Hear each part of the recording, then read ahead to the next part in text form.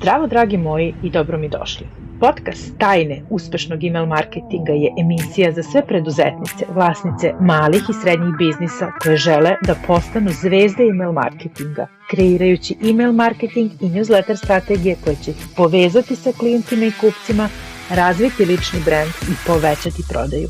Jer ako niste čuli, dobar email marketing daleko se čuje.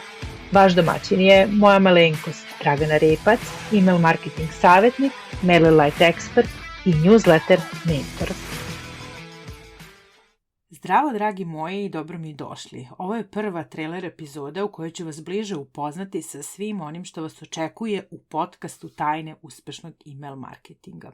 Za početak voljela bih da kažem da je ovaj podcast namenjen svim vlasnicama malih i srednjih biznisa koje žele da se istaknu uz email marketing, kreirajući efikasne email marketing i newsletter strategije. Povežu se i steknu poverenje svoje publike i na kraju postignu svoj cilj, a to je da prodaju. Verujem da ste primetili koliko kreiranje sadržaja za društvene mreže ume da bude iscrpljujuće, jer takav sadržaj ima izuzetno kratak vek trajanja. Pojede ga algoritam prosto istog onog dana kada ga plasiramo, osim ukoliko to nije neki Reels koji ide viralno. A i kada ode viralno, vrlo često je to prosto kratkog daha, odnosno jako kratko traje. I ne samo to, od količine sadržaja koji je dostupan na mrežama, naši pratioci, izuzev onih koji su zaista naši najverniji pratioci, jedva da mogu i da primete prosto o čemu mi pišemo ili pričamo u bukvalno ovoj eri sadržaja. Sa newsletterima i email marketingom je priča skroz drugačija. Pre svega ne postoji nikakav algoritam koji može vaš newsletter da izgura, da tako kažem, iz inboxa vaših čitalaca. Znači, vaši čitalaci moraju da urade nešto sa njim. Da li da ga obrišu, da li da ga pročitaju, ali neka akcija mora da se desi. S druge strane, email lista je vaš resurs, odnosno u vašem je vlasništvu i u tom smislu niste zavisni ni od kakvih bugova, ni od kakvih problema, a koji se mogu pojaviti u vašem radu na društvenim mrežama. Baš skoro je bilo nekoliko padova Instagrama i Facebooka, pa eto, prosto imajte na umu da u tom smislu email marketing je nešto što je vaša biznis imovina.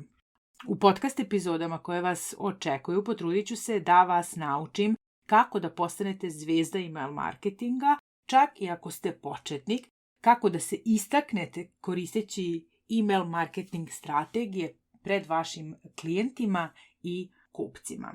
Vrlo često me pitaju koliko je uopšte vredno ulaganje u email marketing i newslettere. Ja sam žena od primjera i baš upravo sada ću podijeliti sa vama jedan primjer o isplativosti email marketing strategije.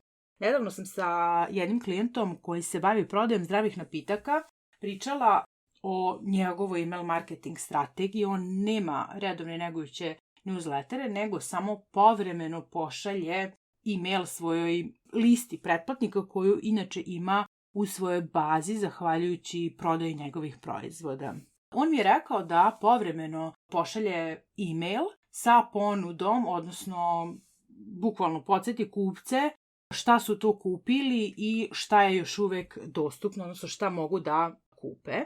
I ja sam ga pitala šta znači to povremeno, on mi je rekao da to znači jednom u 3-4 meseca. Iako sam ja neko ko se zalaže da ta konzistentnost, odnosno da se mailovi šalju češće, najmanje jednom mesečno, jako me je zanimalo kakvi se to rezultati uopšte mogu postići ukoliko koristi tako povremeno prosto pošalje email. I pitala sam ga to otvoreno, on mi je rekao da jednom u 3 meseca pošalje email svojoj email listi od 1000 pretplatnika i desi se 50 kupovina. E sad, da to preračunamo prosto, znači to je nekih 2% kupaca, znači ponovo se desi kupovina. 2%. Možda to sad deluje ovako malo, ali ajde da to prevedemo u neke malo realnije brojke. Neka njegov proizvod košta 10 eura. Ja mislim da je i skuplji, ali neka za potrebe ove epizode košta 10 eura.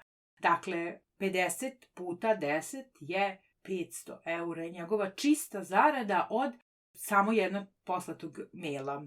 Pa ja mislim da se to itekako isplati, da čak i ukoliko neko za vas piše newslettere, vredno je. Dakle, jedan komad sadržaja donosi zaradu od 500 eura i to imajte na umu da je povremeno slanje newslettera u pitanju, odnosno povremeno slanje mailova. Ukoliko to radite češće, stvarno možete da očekujete mnogo bolje rezultate, a pričat ćemo u budućnosti u epizodama i oko konzistentnosti i oko prodaje i oko drugih detalja. Tako da jedva čekam da podelim to sve sa vama. Šta možete da očekujete? Slušajući podcast Tajne uspešnog email marketinga, zaista ćete razumeti kako se plasiranje, odnosno objavljivanje sadržaja kroz email marketing razlikuju u odnosu na ono što radite na društvenim mrežama. Ja ću podijeliti sa vama korisne i efektne načine na koje možete doći do vaših čitalaca. Naučit ćete kako da ih angažujete i sve važne pojmove koji su vam bitni za uspešan email marketing, za newsletter strategije koje rade, a bavit ćemo se i tehničkim detaljima kao što su email servisi. Nove podcast epizode izlazit će 2 puta mesečno i trudit ću se da bude u kraćem formatu do 30 minuta kako biste mogli i više puta da preslušate po potrebe, ali isto tako da primenite sve savete koje u epizodi čujete. I to tako da vam prosto ne oduzima puno vremena, jer vas razumem, i sama sam preduzetnica i znam koliko malo vremena na raspolaganju imate. Na samom početku, u prvim epizodama, pričat ćemo o nekim opštim pojmovima u email marketingu, kako biste dobro upoznali te pojmove, jer ja sam neko ko veruje da tek nakon što razumemo kako određena vrsta marketinga radi, tada možemo da iskoristimo pun potencijal svih opcija koje postoje. Kasnije ćemo preći na strategije, savete kao i iskustva. Verujem da iz ovog što ste do sada čuli možete da zaključite da ćete u podcastu Tajne uspešnog email marketinga pretežno slušati mene i moj glas, ali imam u planu da ugostim i klijente sa kojima sam sarađivala, a za čije iskustva zaista verujem da će vam značiti. I na samom kraju želim da vam se predstavim. Moje ime je, ako se prvi put čujemo, Dragana Repac. Ja sam email marketing savjetnica, newsletter mentor i MailerLite ekspert. U momentu kada ovo snimam, ovu trailer epizodu, ja već imam 3,5 godine iskustva rada u email marketingu, kako na svom newsletteru, tako i u radu sa klijentima. Ono što mogu definitivno da vam potvrdim jeste da dobro osmišljene strategije zaista rade i mogu da naprave razliku. Pitate se kako to potvrđujem sa tolikom sigurnošću. Pa kao što sam već spomenula, ja sam žena od primjera i sve najpre testiram na sebi i na svom biznisu. Svoj newsletter pokrenula sam u oktobru 2022.